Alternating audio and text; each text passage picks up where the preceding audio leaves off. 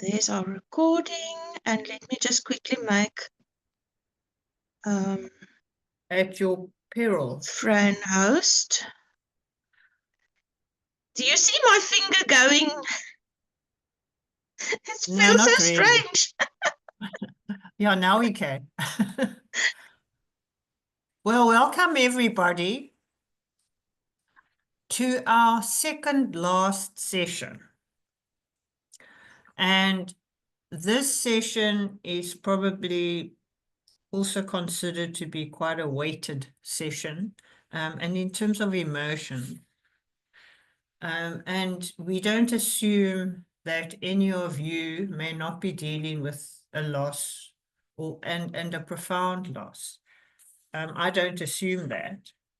And I just want to say that if you become overwhelmed or distracted, then you can just excuse yourself in the chat. It's not, I don't find the online platform ideal for any of our courses, psychosocial courses, but it does make the courses more accessible. But if you find that in situations where you are having to support people dealing with loss, and it makes you anxious or overwhelms you, then the question you need to ask of yourselves is whether or not you have processed your own losses in a way that enables you to support the loss in others. And sometimes we, as therapists, don't entertain that thinking. So, or in terms of whether or not we have, if you will, adequately processed our own losses in a way that enables us to support the loss in others. So it's a question we do need to ask ourselves from time to time. And it is a case of physician heal thyself. So, or it's a question of, should I say. Right, so this is a very dense module, and it doesn't really do justice to the content. Because a lot of the sections could be workshopped in of themselves. I just wondered, though, if there are any of you, whether there were issues that you'd like us to cover, given the density of the session, whether you would hope that a concern or a question you may have might receive some attention or some discussion through the session. If any of you have questions or in your own work there are issues around grief that you wonder about that we could possibly bring to the group today.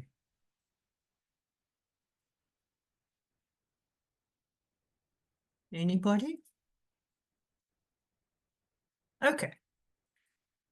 So we're good to go.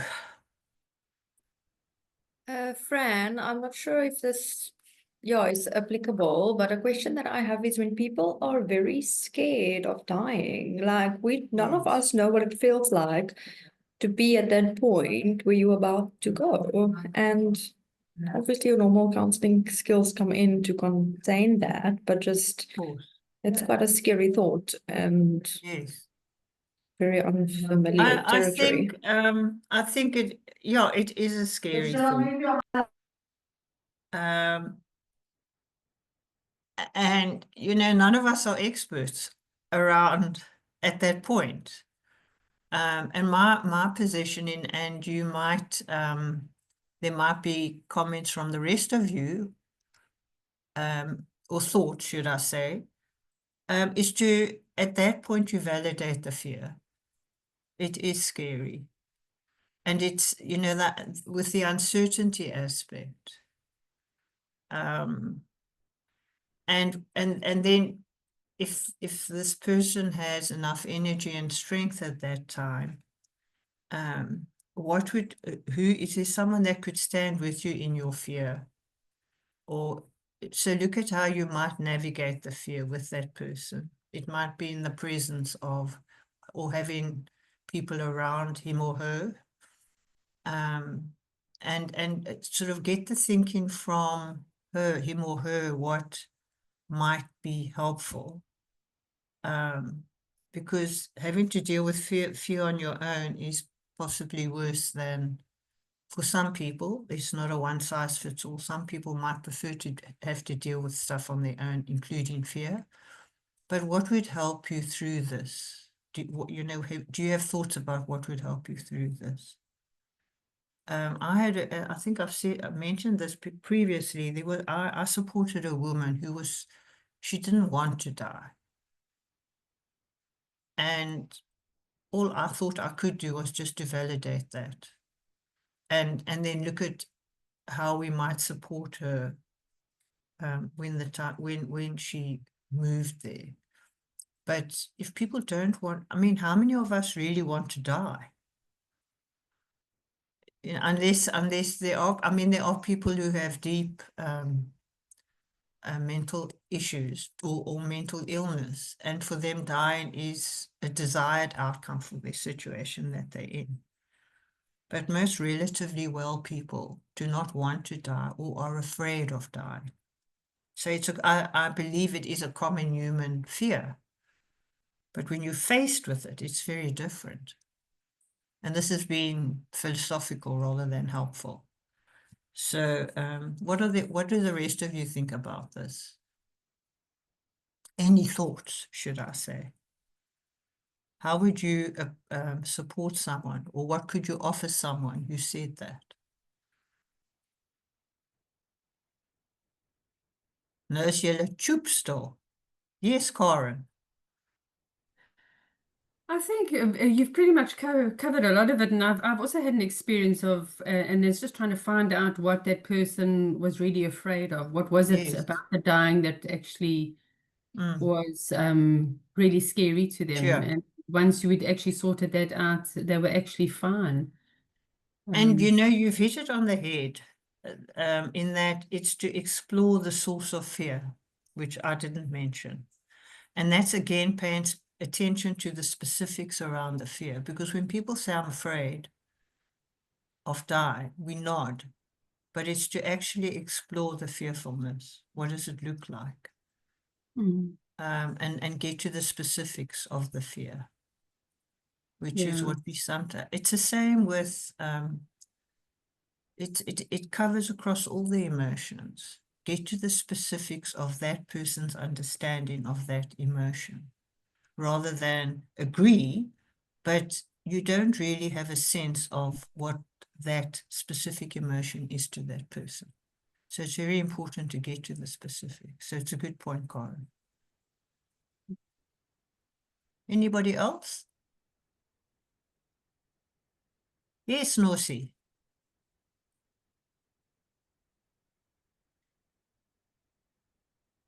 Your sound? Okay.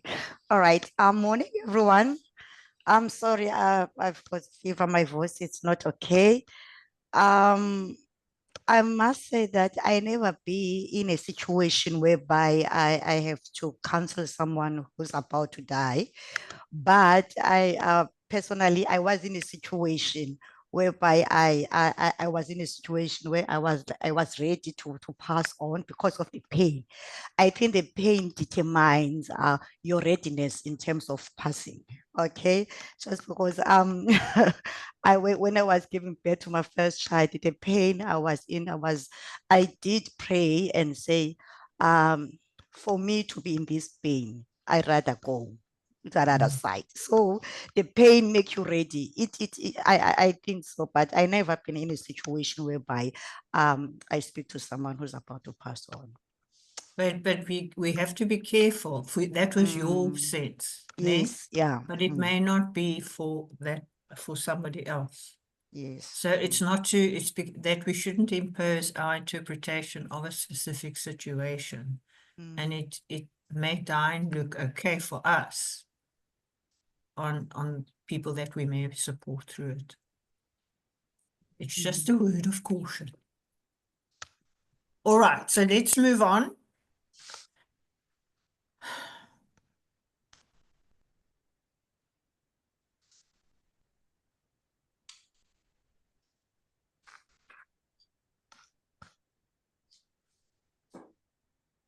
Can you see my PowerPoint? No. I thought not, because I can't see you. Oh, Jennifer. Let me try. I'll stop share and share again.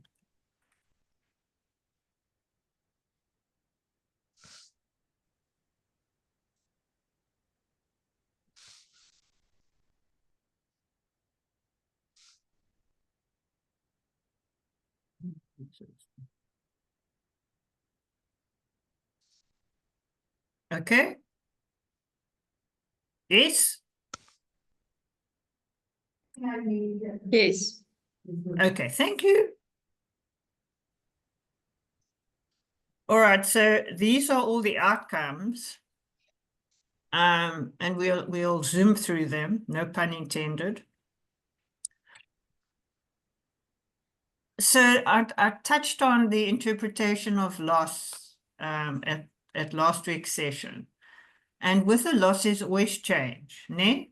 Does that make sense? So and people's response to the loss is often exacerbated by the changes they think that they're going to experience after the loss. So loss and change are they work together. If you think about a death of a spouse, the changes that the surviving partner has to deal with, loss in relation to divorce, moving house, losing a job, with all of these losses, there is subsequent change. And then the process that we go through after the loss is the grieving process. And that includes, it's a holistic process, which potentially could be experienced physically, emotionally, cognitively, in terms of our behavior, spiritually, and so on. And when we talk about a bereaved person, we speak about that person going through the process of grieving and loss. And mourning and bereavement are usually used simultaneously. Someone's in mourning, but there's usually, with certain groups of people, there will be some public display. Certain religious groups, people may wear black and take on certain rituals which indicate that they are in mourning. And then you get different types of grieving. So would anybody in their own words like to give me their understanding of complicated grief? I've given you a short little statement, but what is your understanding of complicated grieving? Anybody?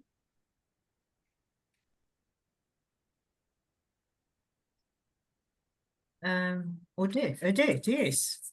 Hi. Yeah, it's when someone feels like what's the word? Real or reasonable guilt. Like if you feel like you could have done something and you are somehow at fault for this person passing away. Would that be your understanding of complicated grieving? Yes, that's one of them. If there's Okay. there's real guilt that you battle to reframe with this person.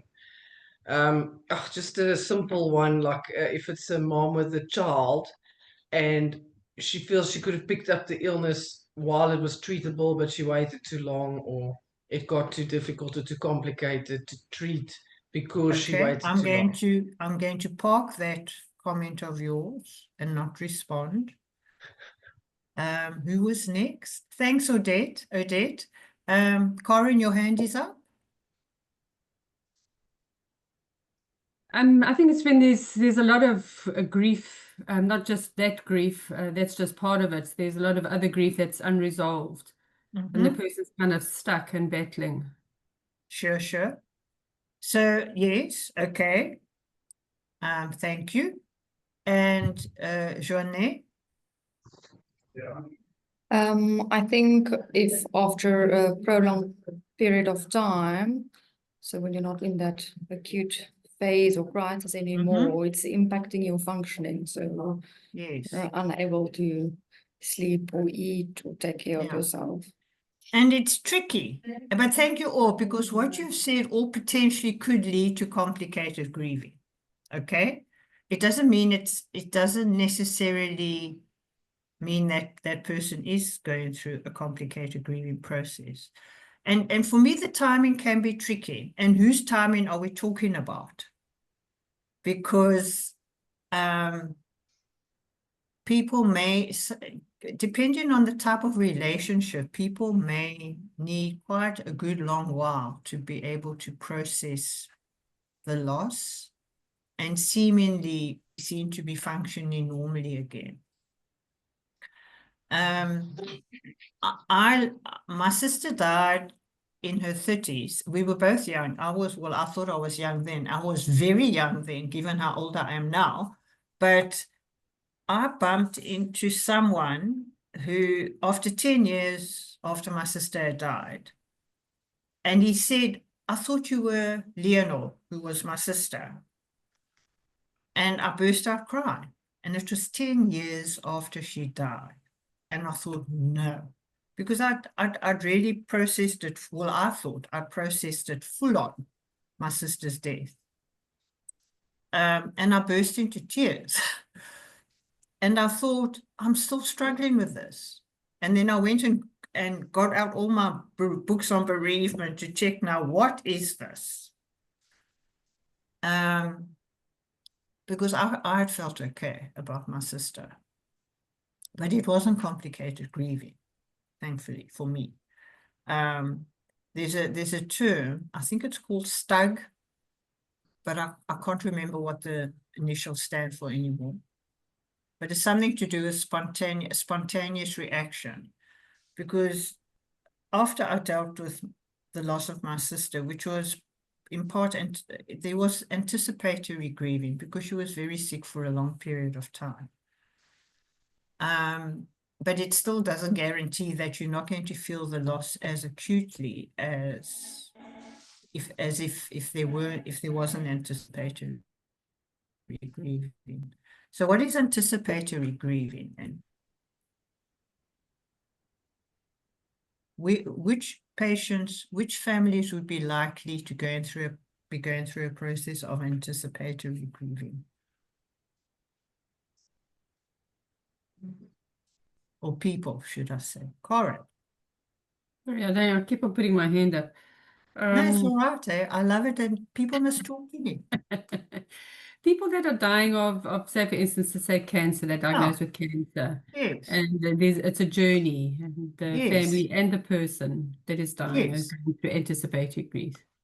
So through a progression of an illness, there is likely to be anticipatory grieving. Does that make sense? But as I've said, there's no guarantee, and those of you who work in a hospice setting will recognize this, that the grieving is no less acute than for those where the grief was maybe not so expected. All right, so there are a whole bunch of other types of grief, which I see I haven't put on the slide, which is not good, Fran. So you get, there's disenfranchised grieving. I think they're in your notes, I hope so. I'm just checking. What would disenfranchised grieving mean? Anybody want to guess? Disenfranchised grieving. I'm going to ask Esther because she should know. Esther? Yeah, I think it's a type of grieving where it's not socially sanctioned to grieve. Yes. For instance, if you had a scallopy on the side who passed away, or Yes. if you've been in a same-sex relationship, or things like that. Yeah. Yeah, it's So, not you know, when you accepted. see in the movies, the lover sits in the back of the church dressed in black and weeping silently. She's not part of the group because she was a Skelampi. So you often have this, you might have this depicted in movies, and as Esther was saying, same-sex relationships where it wasn't public knowledge that the couple were gay and they were lovers. So there could be reasons for why people are not in a position to publicly display their grief. And that's disenfranchised grieving. All right. So I think those are about the main ones that we covered. All right, so now I think this might be useful. Because you can read around the theories of grief, I think. So I think let's have a little personal engagement. Connie? Connie's got a... Connie? Maybe she's left the room. So you can think about this quietly for a few minutes. Maybe just do it individually then. So for us to, and choose something that's relatively safe for you. Sorry, Fran. I just couldn't Yes. find the buttons. Okay. So Connie, maybe put them in their groups. And then one or two, I'm not going to give you a lot of time, but one or two of you, so if you could take a screenshot of this, one or two of you might want to share a loss but as I said, try and keep it safe. So that we don't have to, Connie and I don't potentially have to support 18 of you in a therapeutic situation. So yeah, think of a loss and how it came about, and it doesn't have to be people specific. It could be you're moving or being retrenched. And as I've said, please, if you feel comfortable to speak about it, no one's forced. But if you're not comfortable, just to reflect on these questions in terms of any loss you may have experienced. No.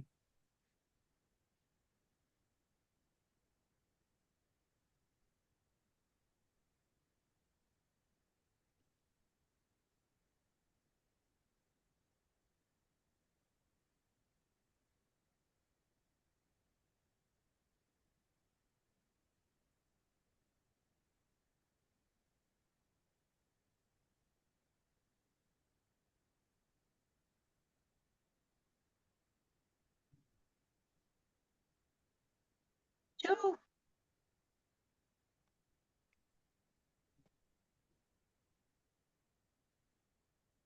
Connie?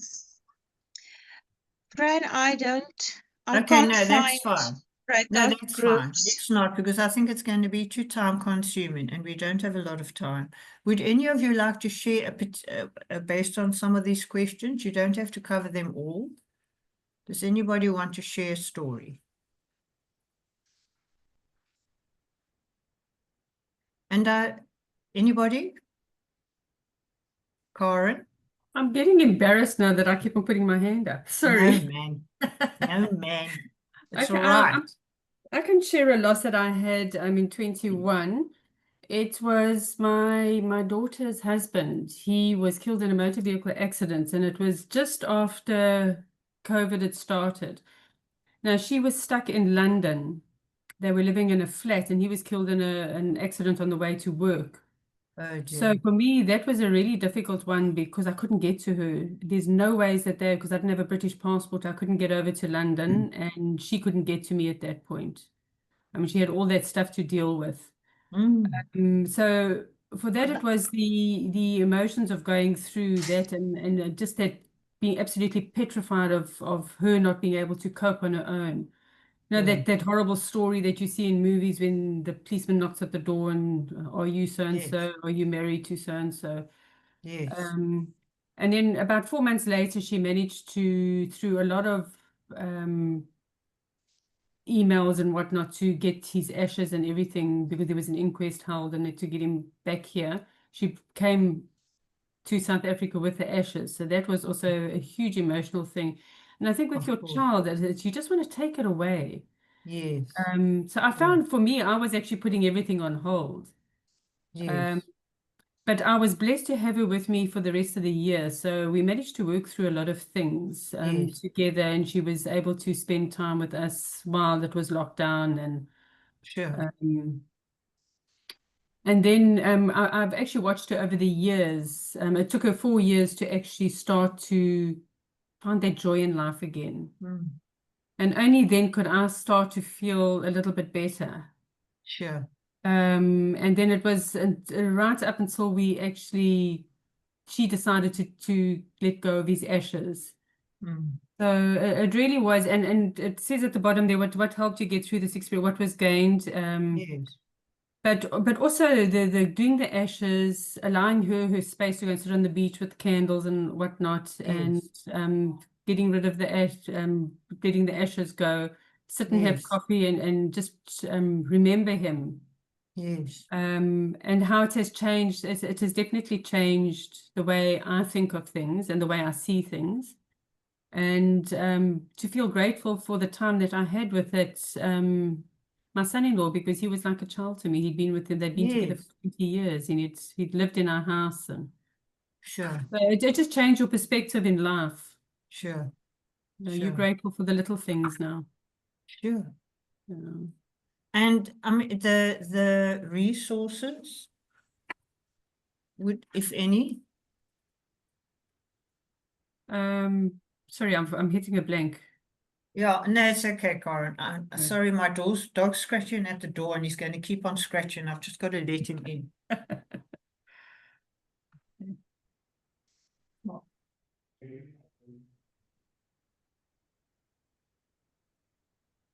He's taking this session seriously. Well, thank you for that, Karen. I think, and our positioning is to, as therapists and counselors, would be to, you have to hold the emotions around the loss and hold the sadness, but also look at, it does depend on timing, of course, what help people, and that's actually it's around the exploration of people's resourcefulness. I think also, friend, the growth that both of us have felt in this has Sure. been huge. Sure. Yeah. And deepening of a relationship, maybe in different ways.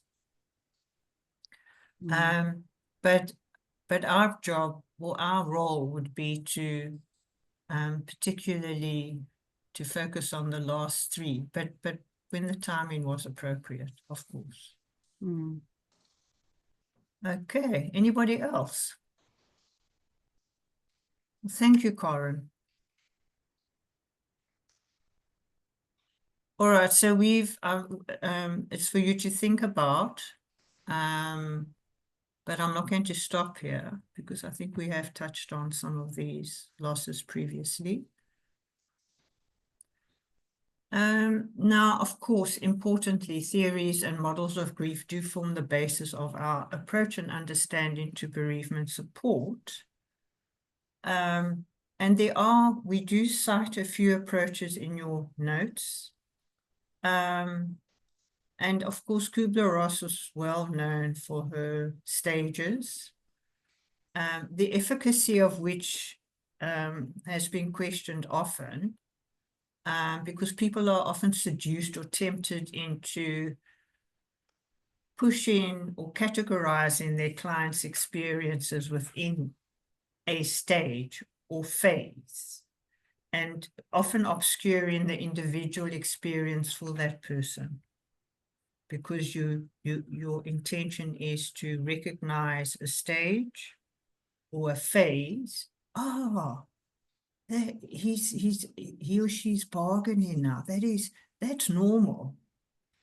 And the criticism about the stages and the phases approach is the wider context isn't always is often not entertained. You know, the socioeconomic, the relationship. So the thinking is that it does help people and validate emotions that people may experience, but it doesn't really fit the wider context of what people may be experiencing through the bereavement process. And again, as I've said, one specific model should not be used to assess people's situation. And if you take nothing else away except to remember that grieving is individual and personal, that's fine. And there are, and I would suggest that you spend time and go through these, because we introduce Freud, the older models, Eric Lindemann, Bowlby's attachment theory, which there was some evolution. And I think there's been a new sort of interest in Bowlby's theory of attachment and impact on grief. And then Rando, I think, and Walden is still quite popular, looking at task-oriented and how people move. Oh no, that's the dual model, but looking at different tasks that people engage in,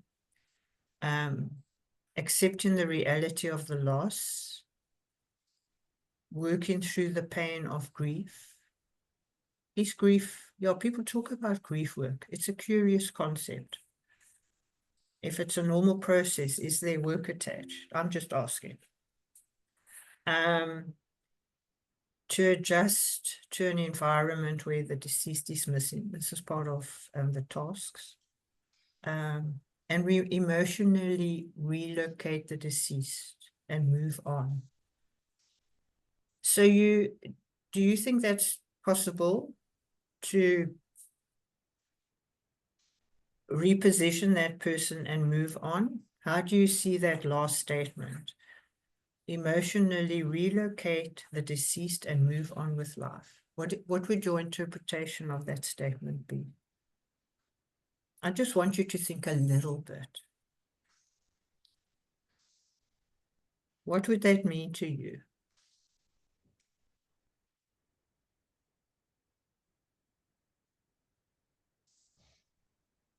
Come on, you can think. Anybody, who shall I pick a name? Who's quiet? Is Sonia here? It's me, Nokbonga.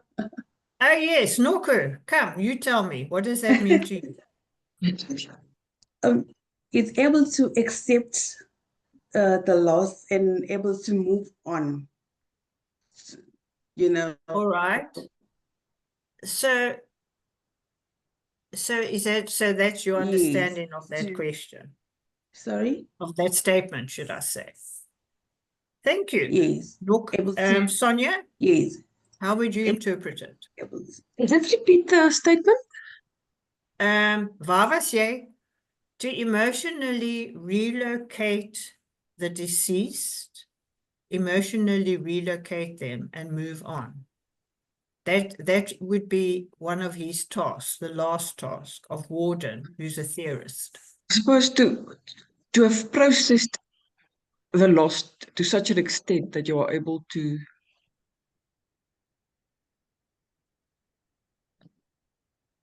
live with it.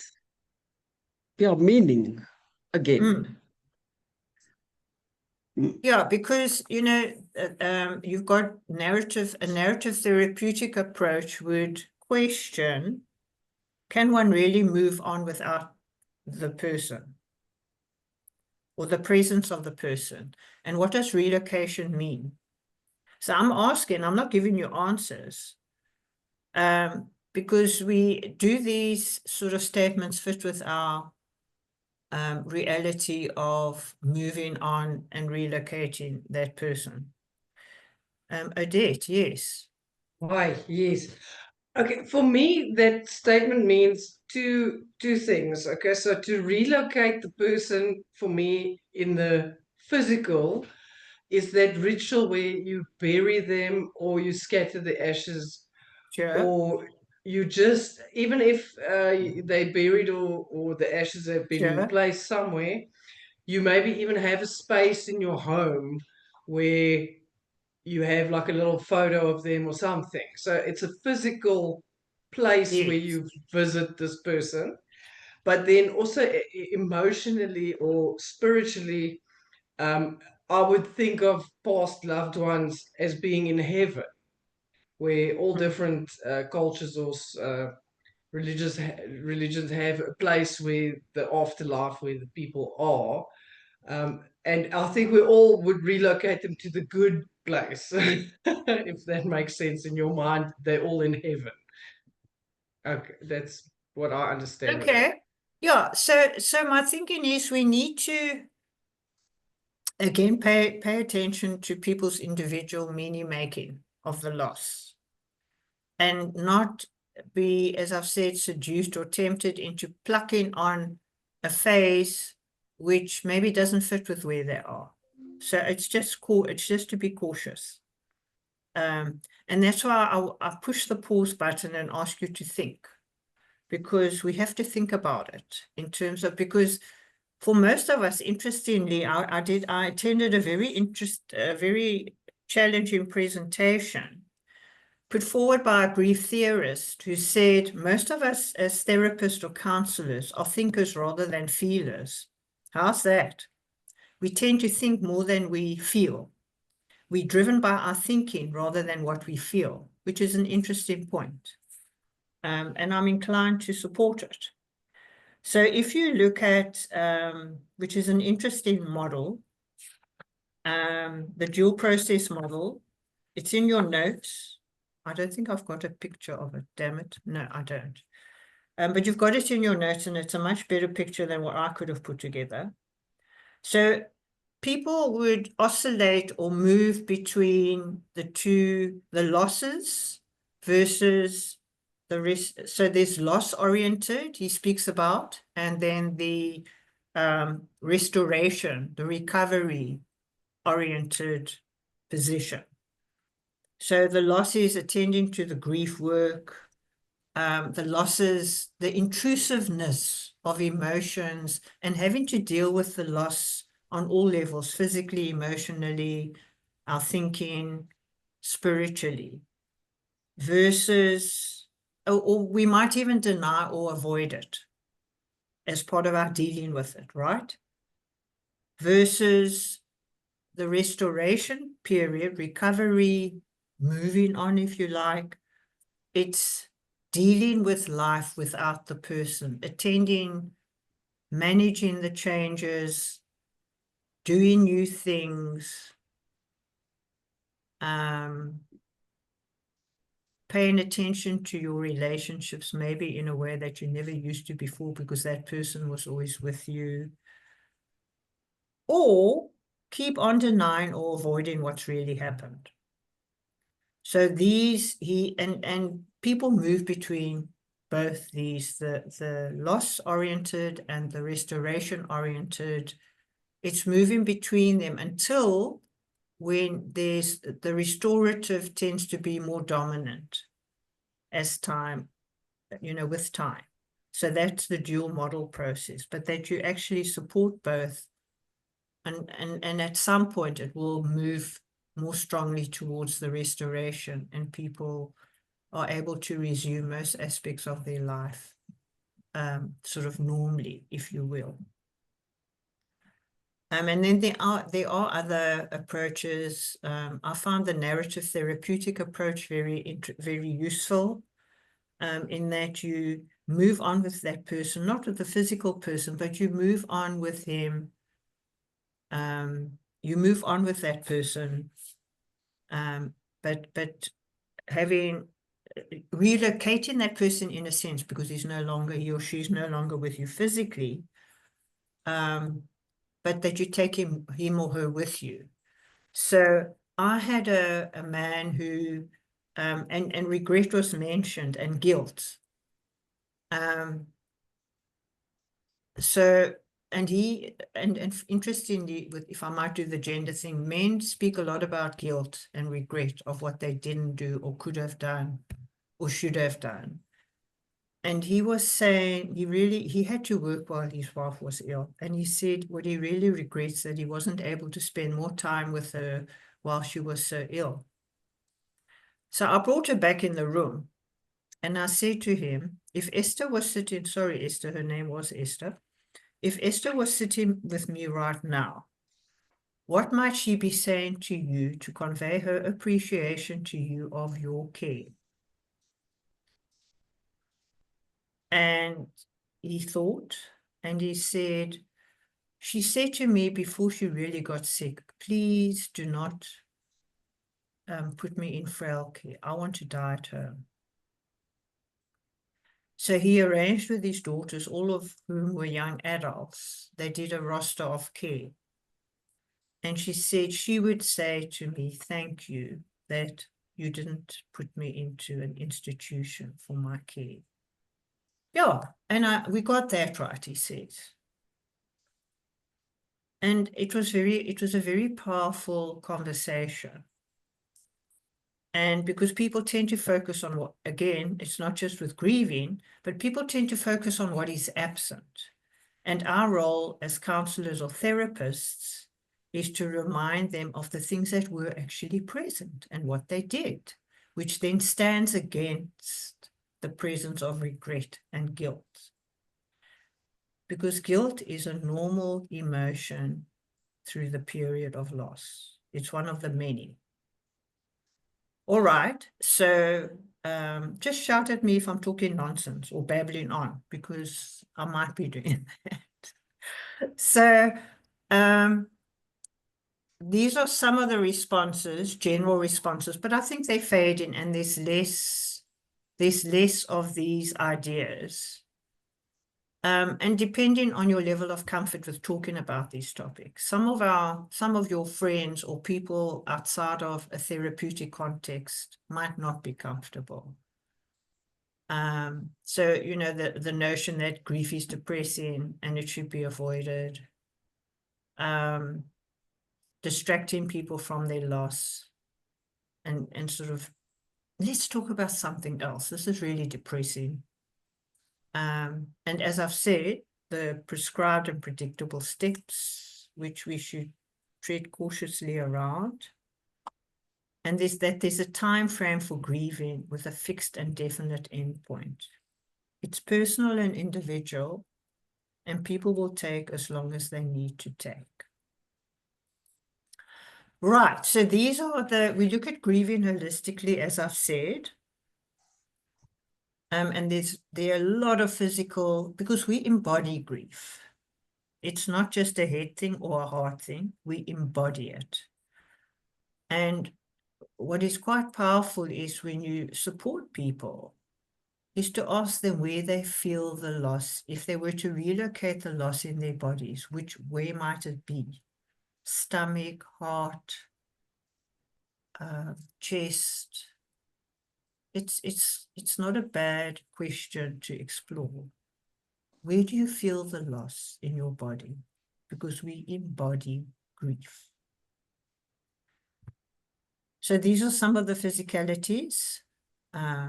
Loss of energy, loss of appetite, increase in appetite, loss of sexual desire, increase of sexual desire.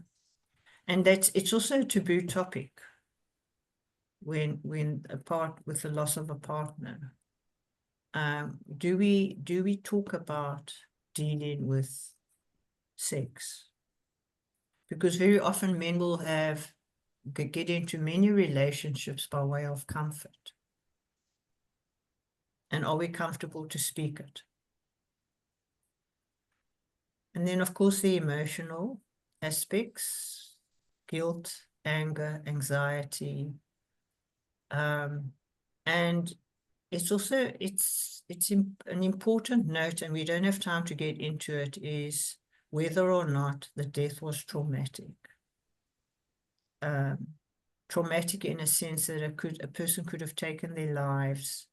It could have been a car accident.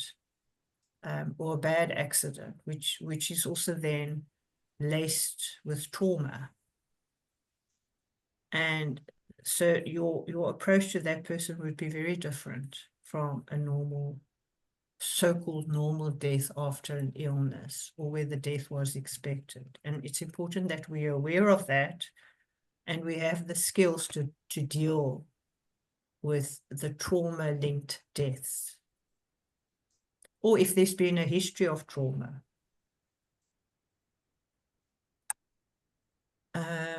Loneliness, and the naughty word relief.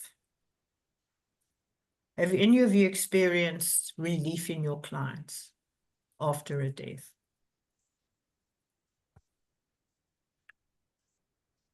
Or has it been mentioned? I'm just checking the time. Because, yes, I've Corin. had a person say that they, a family member said they were so relieved that the person has died, but it was purely because that person had actually suffered for such a long time and they were finished. But with that relief also came a bit of guilt. Of course. And illness takes over a house. It takes over a household. It's exhausting. It's an emotional roller coaster. So the relief needs to be sanctioned because, as Corin says, people do feel guilty. So it's okay. And it could have been an abusive relationship. It could have been filled with conflict. And the relief is justified. And if you have that backdrop, that it was a conflictual or abusive relationship, it's important that you pay attention again to the detail of the emotions after the death. Because in some of my support to women, the transformation was amazing. They became lighter. They reinvented themselves, you know. Jane Waldegrave talks about settling with a loss. It's lovely, rather than getting over the loss, but you settle with it.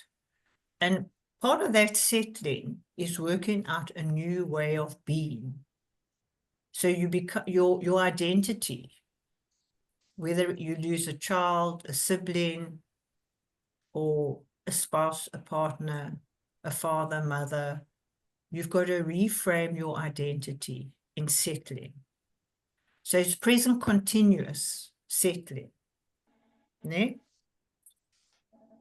And then behaviors, there are quite a few and they're not exclusive.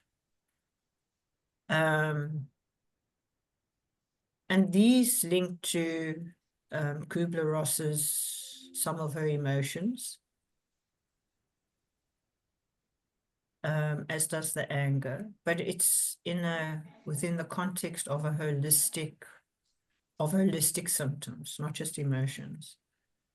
And people often speak about they can feel the presence of a person in the room or in the house. And you know, people, I'm going crazy because there's this preoccupation with the memory of that person. Again, it's to be validated. It's okay. It's because our role mainly is to normalize and validate what people are experiencing. And then there are a few spiritual, quite a few spiritual. There could be, people could draw closer to their God or become more alienated. And one of the men I supported was saying, after his wife died, he felt that God had left him. He just felt abandoned. And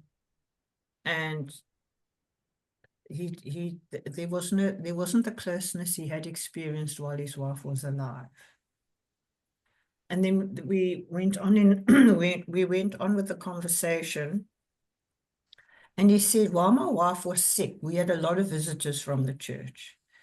He said, I actually thought her sickness was a sideshow. People just wanted to come because they were curious. He didn't really believe they were that interested in her, which is sad. But once she died, people stopped visiting. And these are specifically people from the church, which would then prompt one to believe that the faith community had abandoned him, and God no less. So, so just to be aware of that if you are able to engage in these spiritual conversations with people, their relationship with God, which would of course be influenced by their relationship with people who represent the faith community in their lives. All right, so we rush on. Any questions so far? Oh, Fran, you've done a lot of talking. Any questions? Are you good? Oh, well, relatively, within the context of this topic. Fran, again. Again, sorry. I just No, want to man. share this because very recently one of my bereaved actually was talking to me, and she was telling me it's been about 6 months now. And she was saying to me that for her, it was that physical contact, and she called it grinding me. So it was like that soul contact that she had with him. Yes. And I found that very interesting. But she was just saying it was that soul connection was what she missed deeply. Yes. Yeah, no, it's and it's to pay attention to those stories and explore what that meant to her. Yeah, sure. This is quite an alarming story. I supported a woman whose husband had died, and they had an interesting relationship. He was an alcoholic, so it was complex and challenging, but she loved him, no question. And because of his illness, in the last 6 months of his life, he was sober. And when he died, he wanted his ashes scattered at sea. And they got into a boat and off they floated. She said, and I had his ashes in an urn, and I was in the boat. And as I was about to scatter the ashes, it occurred to me that this would be the last of my physical contact with the man, my husband. And I went numb and almost panicky. So she opened the pot and found a little piece of bone and swallowed it. Because she said, I felt that we didn't go to what happened to the bone, but I felt that I needed to have, I couldn't let go of the whole of this person in this urn, which was, I sort of had to, I was thinking, sure. And that's when you've got to compose yourself, because after her telling me why she did it, I could well understand it. Not that I would do it, but you could get where she was coming from. So potentially our clients may share interesting experiences with us. Right, so I did ask in the forum what factors may influence the grieving process, and someone mentioned the relationships, of course. Was it a loving relationship, conflictual, enmeshed? So the relationship, certainly. Are there any others? Come, you can shout them at me. You know them. Julle is aan die slaap. Cause of death? Okay. Okay. Circumstances surrounding loss. Surrounding the death, yes. Yes. Yes. Cultural and belief systems. We spoke about culture and beliefs. If it's a Esther? child or an adult. Previous, sorry. Previous psychiatric illnesses or complicating factors like drug and alcohol abuse, and Yes. also the support they have and connection Yes, to community. Their social networks, yes. Yeah. Gail? If it's a child or an adult. Of course. Yeah. Gender? Would gender come into the equation?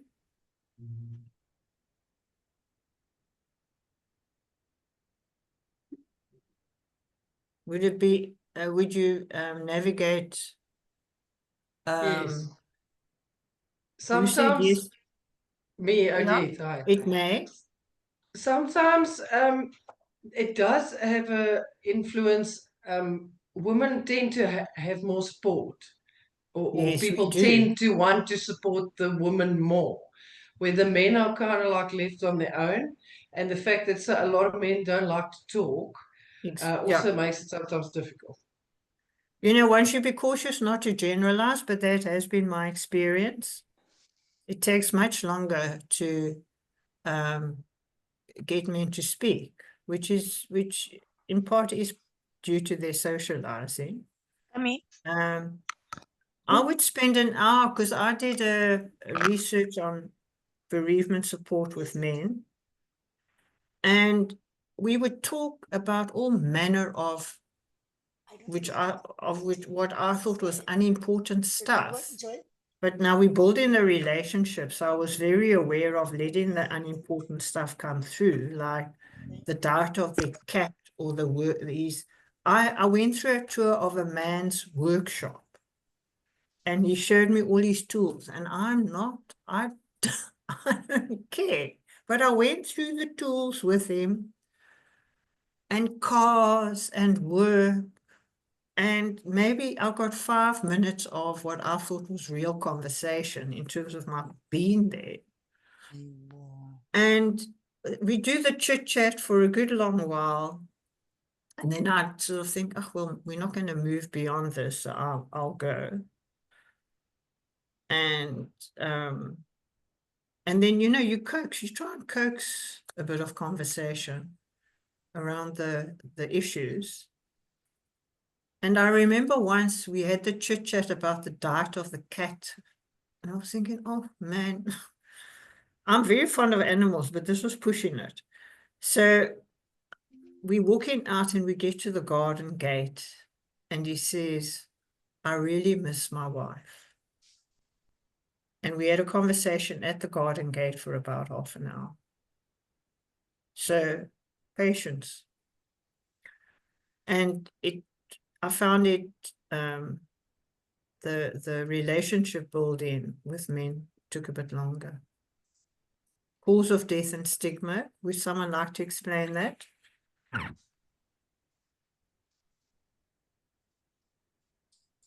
Would there be stigma around suicide? Yes, Odette, sorry. Sorry, me again. No, I'm it's fine. thinking particularly about smoking and lung cancer. It could be, yeah.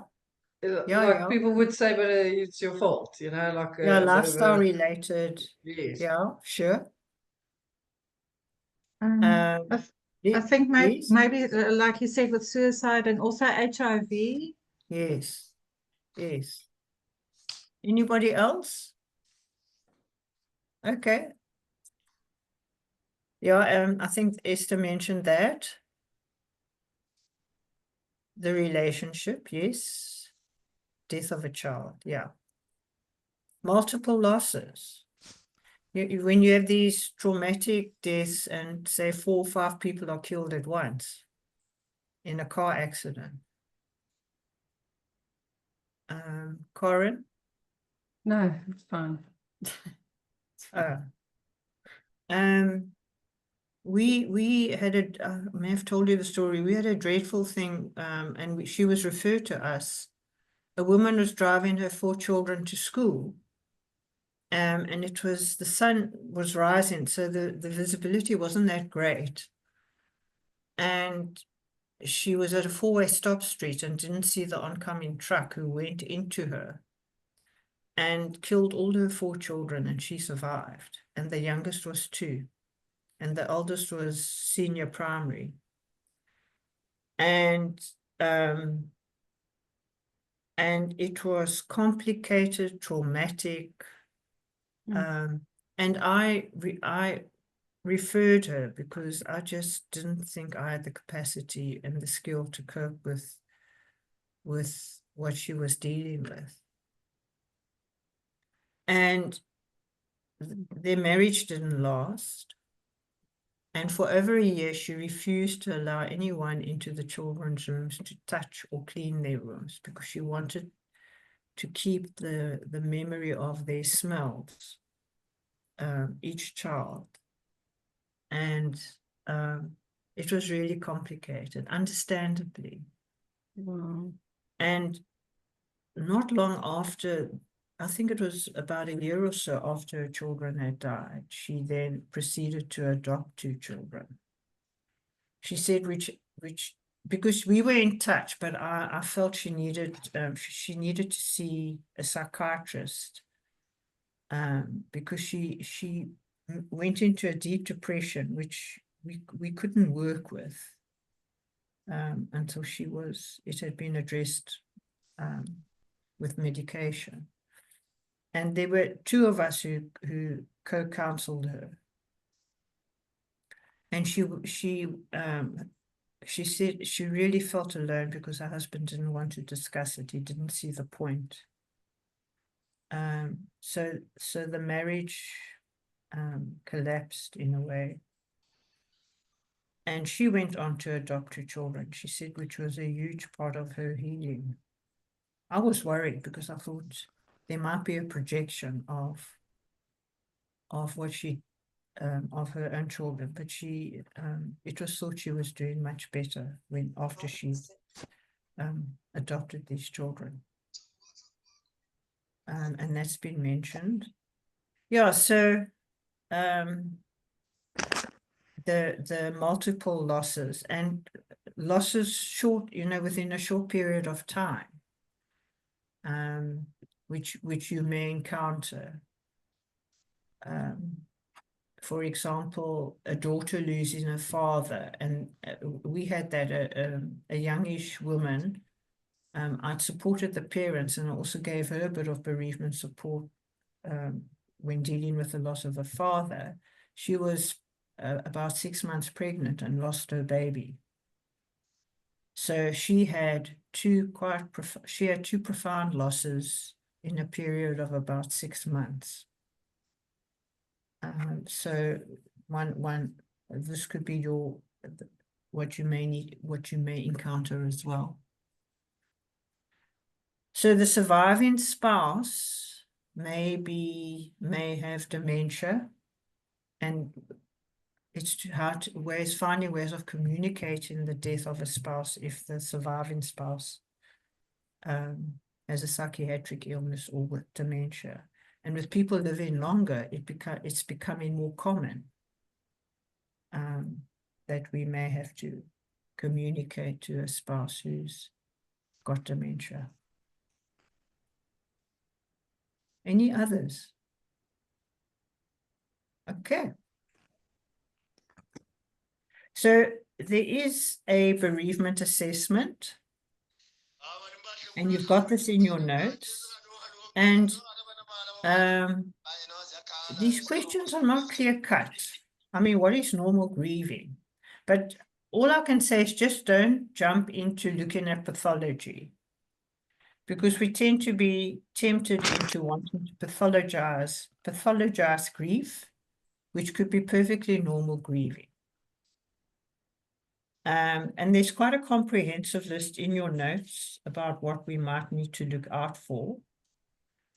And there's for the social workers in the room, there could be quite a lot of practical issues that you would need to consider, especially if there are younger children and there hasn't been adequate provision.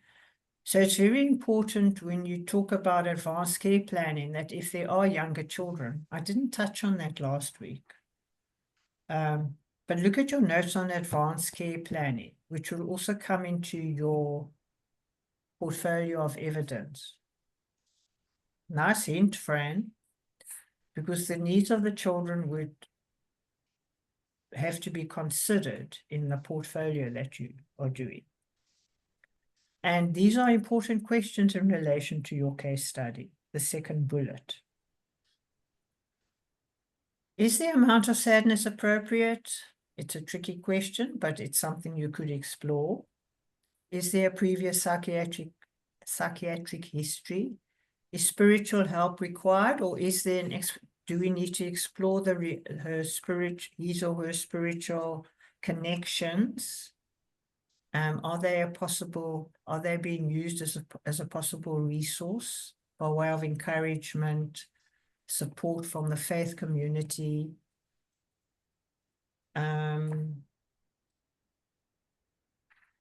Are they being supported by their faith community? Is the faith community aware of what's happened? Social networks. Okay, the grants and the pensions, these could be very much part of the overriding reality, and there's no real time to focus on the loss per se, but he was the breadwinner, and now his salary's been cut. Or been taken away, and that's a reality for many people. I can't think about him at the moment. I've got to find a job and feed the kids. Support networks, community resources. What are people's, do an exploration around people's support networks. And within the family as well. And the family dynamics need to be considered when doing bereavement assessment, because each family member will interpret that loss very differently, which is based on where they are in the development cycle. Are they adolescents, young adults? Are the parents older parents? So the life cycle of the family members will give us clues to how potentially they may or may not be dealing with the loss. And it's important for us to be aware of that. Are there friends and neighbors that we could resource, we could bring in by way of supporting this person?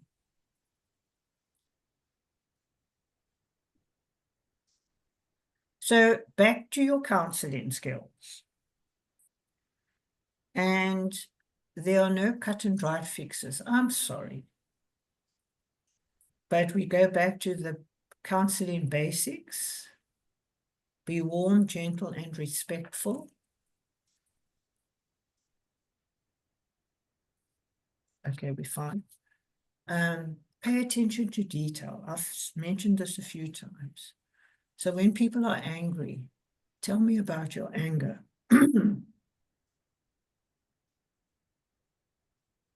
Or what is the sadness that you feel? Tell me about it. Rather than not, because we know what sadness is. What is the sadness for that person? What does it mean? Empathy and compassion. Non-judgmental listening. And very often people will, by way of supporting and validating emotions, we have ideas and thoughts on what people potentially will go through a bereavement process. So we can validate with what we know, and share the information with the people we're supporting. Recognize cultural diversity and tensions that may be experienced. I wanted to do Jenny Hunt's 9-cell bereavement, but there's never time in a 90-minute session. But she's still working, is Jenny. She's a Zimbabwean social worker. And she has, the table is in your notes. Very interesting to consider, even within similar cultures. There will be so much diversity. There's diversity within families, and you need to remember this. So good Protestant families, by way of an example, their response to grief may be very different from another good Protestant family's response to grief, and the interpretation of what's happened will be very different. So there's potentially huge cultural variation within a family. And we need to hold our assumptions lightly about culture. And again, it's individual exploration. So Jenny she's got a 9-cell bereavement table. and she talks on the vertical part of the table. She speaks about what people feel, what they show, and what is allowed and expected in terms of society. So we may feel things, we can show things, but how long would this be sanctioned and allowed? And then on the horizontal table, she's got time frames. So immediately after a death, people, I mean, what they feel and what they show and what is allowed and expected, they're all in sync with one another because this is immediately after the death and it's allowed and we understand what people are going through. And after a few months, it might be very similar. But after a couple of years, would people still accept if a bereaved person were to cry or still keep the clothes of the person who died? Would that be as allowed as it was after 6 months? So the societal response to the bereavement process is a huge factor in dictating what people can or can't do. And I do believe our role is we need to advocate for people's individual experiences. And if it's not seen to be complicated grieving, that we support them in their bereavement process, which is helpful for them. Because very often we are also influenced by society and may want to obstruct it in a way which isn't helpful because it's now time. We need to move on. And as I've said, if it's not seen to be complicated grieving, people will need to take as long as they need to take. Avoid platitudes and cliches. What do I mean by that?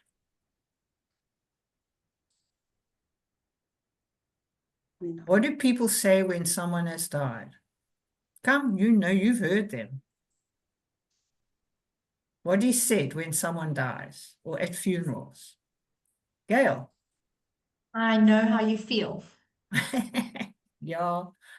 And some of the religious ones? Oh, they're in a better place. What are the other ones? God has plucked his favorite flower. Yes, yeah. So there are a host of them. And I'm not saying these won't be comforting to people. Within certain religious contexts, they may be hugely comforting. But in my experience of what people have said to me, it's the last thing they want to hear. The imposing of a religious interpretation. Also, I think if somebody we could think that person would feel comforted by that comment because even 2 weeks ago they might have said something, but then suddenly now they're so full of anger and other feelings of grief that suddenly this comment does come across as a platitude, even though they may even have said it themselves sometime before. So I feel like you've got to be quite neutral. You don't know where that person is. And we may not have the words at the time, and that's okay. So I'm really sorry. This must be awful, or I'm not sure what to say. That is better than thinking that what you are going to say is helpful if it's not going to be helpful. And platitudes, what this means is, it's a tricky word because I'm just thinking about the people in the room whose first language is in English. It's saying something which is said often, but maybe isn't helpful. Some of the religious things, time heals. Time does heal, but whose timing? So we've got to be careful with using these expressions which maybe make us feel better, but they may not make the person involved feel better. or the person that we're speaking to, or the person at the funeral. And I think it's important that we do some exploration around rituals that people may find comfort in, and if we are to facilitate these. And especially with children, if you are supporting children, find ways of looking at activities which they would find comfort in, but not necessarily, not just children. I mean, adults might find the gesture of the balloon or whatever it is, you know, so you could explore that with people and say, what, you know, I was wondering, would there be an activity that would be useful for you, for us to engage in, or could I help you be a part of this, or allow it, or for it to happen? So it's because rituals can be very meaningful for people, and it might be part of our role in supporting them to facilitate this. Lighting a candle, developing a little niche in the garden, plant a tree, but don't exclude that in your support. It may be really meaningful for them. And there's some of the practical stuff which we may need to help and be involved in.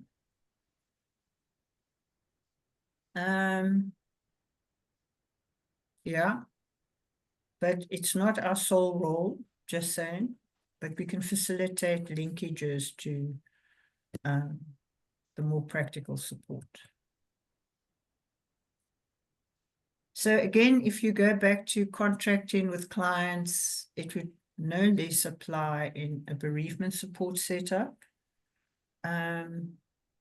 So you would, I'm not sure how many of you actually do contract with your clients. And then you push the pause button to check whether your agreed upon areas of discussion have been helpful, or are there other things that you would rather discuss in relation to having lost your husband? Have these conversations been helpful? If not, or has this conversation, you do it within sessions too.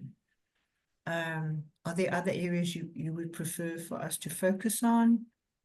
And then look at, so I've noticed that you're going out to see more of your friends again.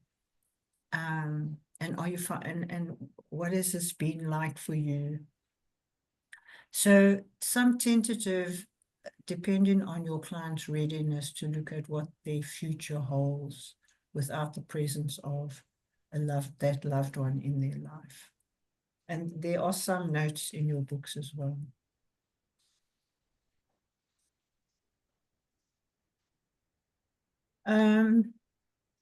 Connie,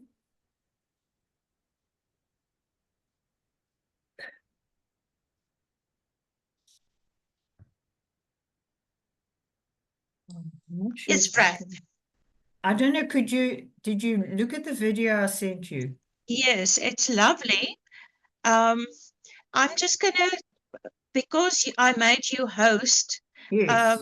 it's not possible for me to share, so I must either take you off as host and share it, or can you just click on the link?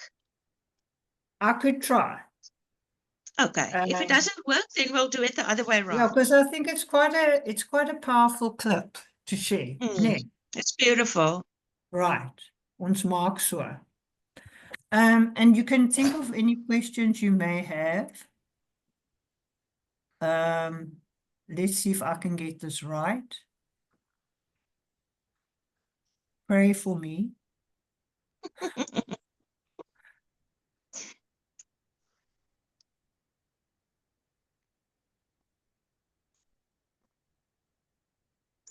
So first share, open your YouTube, and then you share. This channel can't see this. This channel's about Becky.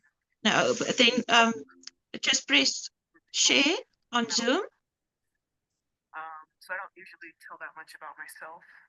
or my life because that's not as important as the work each of you is doing. However, And now? We're getting there. I was driving. Perfect. You can just Okay. rewind. I found out, I got a call, found out that someone I care about. So, this channel is not about me. This channel is about making helpful content for people who want to learn mental health skills. So I don't usually tell that much about myself or my life because that's not as important as the work each of you is doing. However, today I was driving to the grocery store and I got a call, found out that someone I care about very deeply has passed away.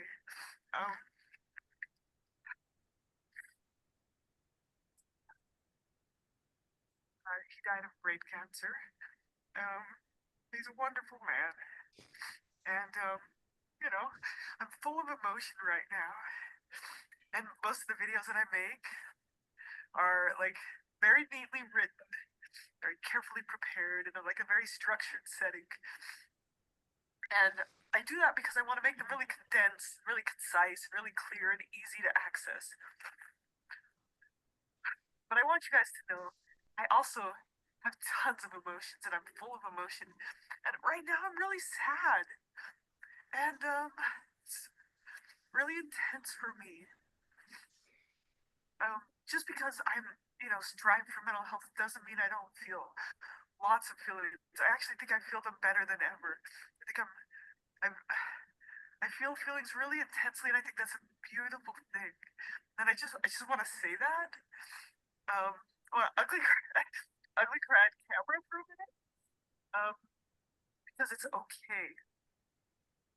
And even more than that, as we get better at feeling, as we learn to feel our emotions wholly, we learn that they don't destroy us, that we can handle it. Like I can handle this right now. I'm gonna be okay. And in this moment, I mean, first off, the number one thing that for me helps me is my faith and knowing that our life right now, mortality, is just the second act of a 3-act play. Like there was something before this and there's something after this, and I know that. But then after that, I still have all these intense emotions, like knowing that there's life after death doesn't make all the emotions go away. So as I have all these intense emotions, I sit with them, I breathe into them, I notice them, I let them be there. And as I do that, I'm constantly feeling like I can feel and it's okay. It's okay to feel grief and it's okay to feel sadness. And I let them flow through me and over me, and I notice what's going on in my body, and I don't judge myself for feeling them, and I don't hide my emotions. I'll put this video on YouTube, and I've got 60-something thousand subscribers. Thank you, by the way. But it's okay, and I can feel all of the feels, and that's what makes us have hearts and have a life and have beauty in our lives. And be able to love people, even when we know that for a while we're gonna lose them. Anyways, I hope by making this video that those of you out there who also feel intense emotions can learn a little something about opening yourself to them. As you open yourself to emotions, they don't control you. They make life more beautiful.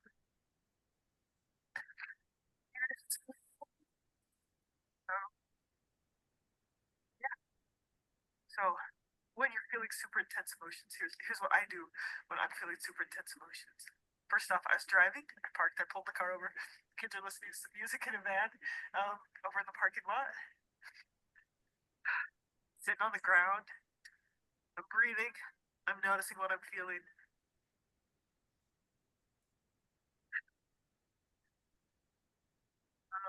My daughter just opened the door to tell me there's a toilet in the bush. I'm not sure what she means. I'll go find out. And listening to my body and what it's telling me, and it wants to shake and it wants to cry and it wants to wiggle and it wants to sob. And all of that's okay, and I'm gonna let it happen. I'm gonna let it pass through me. And I'm gonna go back to my car, be with my kids, hug them extra tight, go into the grocery store, go get my groceries, because I don't have a need to put up a face for anyone. And the emotions are gonna come and go like waves. And I'm just gonna let myself process through them. Meaning that they'll come back and I'll feel them again at random times or at different times and places. At a time like this, I'm super sad that we don't get to have a funeral.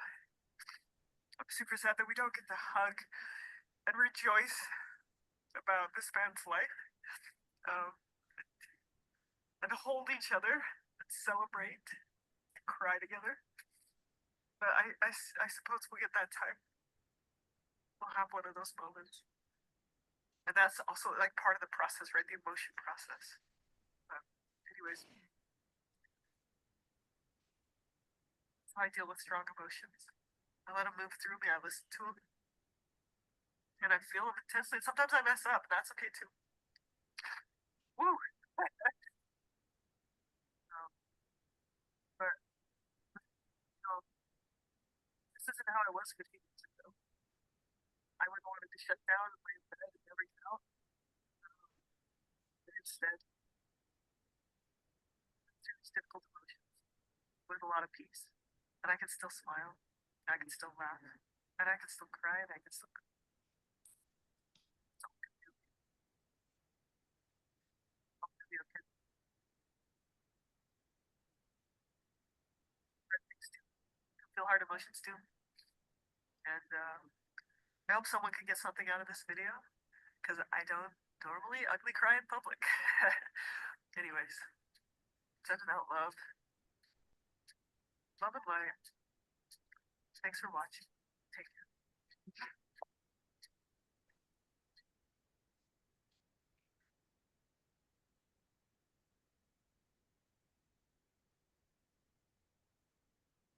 care. Okay.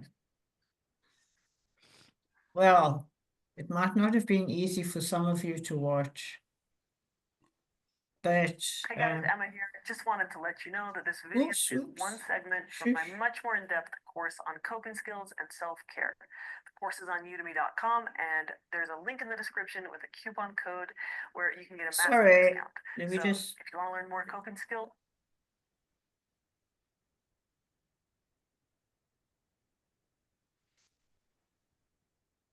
all right. I should. Are you all doing okay? It was maybe not the lightest thing to witness, but in a way it was good and necessary. Sorry, excuse me. Yes, Would you Sonia? mind sending that link on because I couldn't hear anything? I'm sorry. Connie, will you put it in the chat? Or I could Yes, put it in.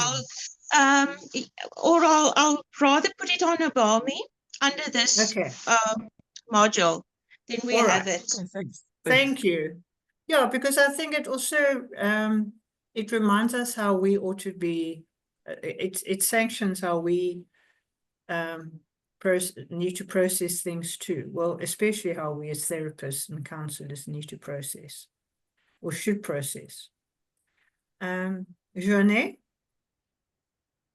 I have a question about how social workers and psychologists work together or overlap or either or.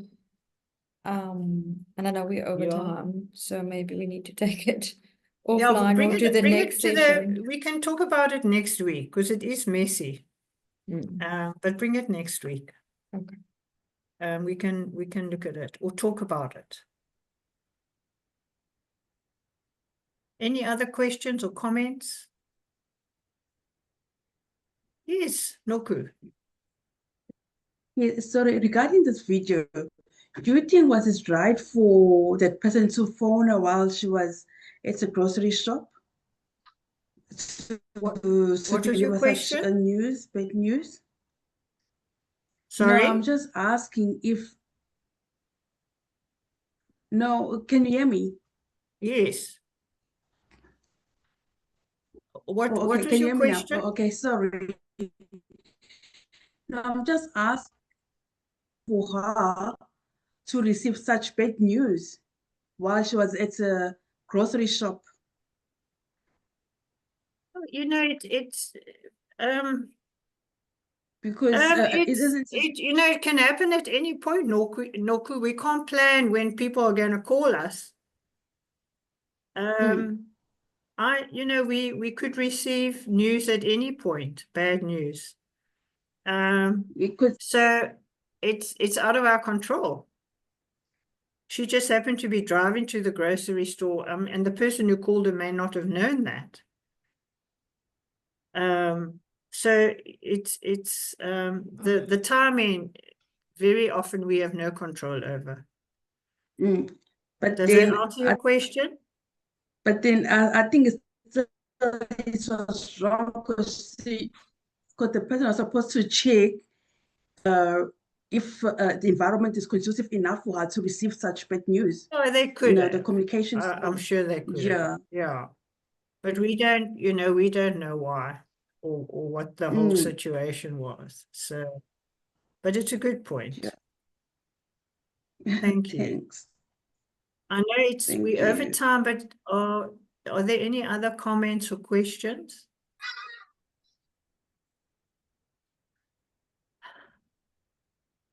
So, yeah, the last two sessions were fairly weighty and, well, for lack of a better word, emotional, heavy, but it's what we deal with. And as I've said, we will come to the last session is care for the carer, and it's quite an important session because given what we potentially do deal with, self-care is very important. And we will focus on that next week, our final sessions. And if you have any questions pertaining to your portfolio of evidence, I was really hoping to allow you to spend more time on it than we have. But I have alluded to, I've raised issues that you will need to consider when doing your POEs.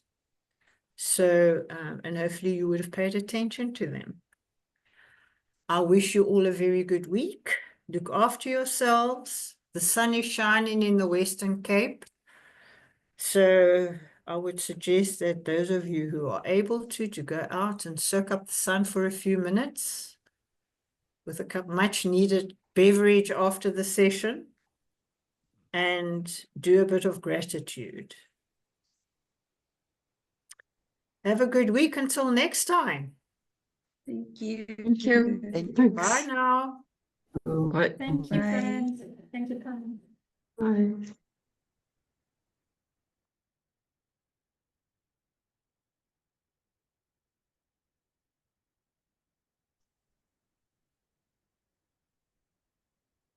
Well done, Connie. Yes, like Fran. My serious. Hey? And tomorrow I'm teaching at for Department of Health. And I still don't know how I'm going to do my PowerPoint because you can't do that on a tablet. Which group or which course are you doing? IPC in observatory. Oh, sure. Yeah. Which facility? At a clinic? No, that people, what do they call it? The People. PCD. Yeah. They. How did you? They were Tertius. Sorry? They were Tertius. The one from PDC. The one that approves everything. How are you feeling? No, I'm fine. I'm extremely tired. I left house 5:45 yesterday morning, and I went to bed at 12. Oh, no, and Connie. my last session was in Delft. Got home at 7:30 with a husband that went ballistic. So yeah, and working all weekends. You must watch yourself, Scotty. Yeah, no, I mean, you can probably see how white. Yeah, I was feel came well. home, after I walked the dog, I came home in such a bad mood and supposed to sort out my bad mood, but I was also tired, I decided, you know, because doing everything now is not so easy because Graham's still very weak. Oh man. And I was a bad-tempered old battle axe. I thought, shame, man, you can't help it, but you get, you know, you just enough now. Yeah. And I'm sort of relatively well. You've got to look after yourself. Yeah, no, I'm getting an admin person in because Yeah, it's I the said, admin. leave mine. Yeah. I can't do my billing, my notes, No, man. all that. Yeah. Yeah. So Well, I I'm hope making your week. plans.